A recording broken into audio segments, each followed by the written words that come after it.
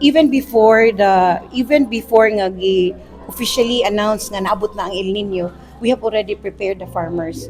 Starting of course, more importantly with our rice farmers, we have a convergence with agencies like the PCIC for the insurance and of course the NIA. Coordinate man na namo sir kung kanus-ag yun properly magplanting ta to assure nga napo gyud tubig.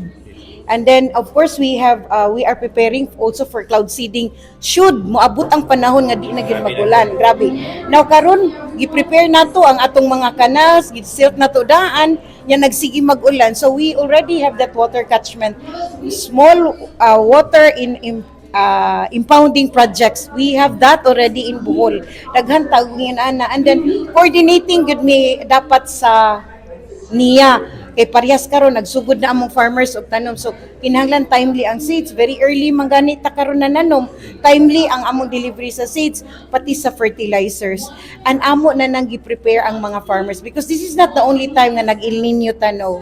But we naka-ready na tanan unya. Constant among monitoring, constant ang among coordination down to the ground. So ang presence namo, unya namo tay local farmer technicians. We are also helping them. And ang atong municipal agricultures, they've been briefed. Then constant po ang atong monitoring po. We have a quick response fund, magyud na siya, naka-standby fund. And then if and when mo happen ang El Nino readily, we have that fund nga i-release sa central office namo. But even before that, maghimo naman mi og more or less mga estimation.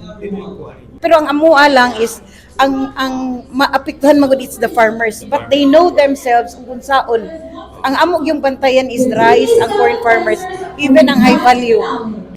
Ang amo lang yun, magpasalamat mi sa mga farmers, no? Kay usahay bitaw makita na kung maski maglisod na sila, rising prices of fertilizers, even sa ato ang mga seeds, but still they continue.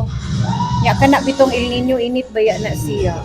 But makita nimo bitaw kami 2 days ago naami establish mi og model farm convergence.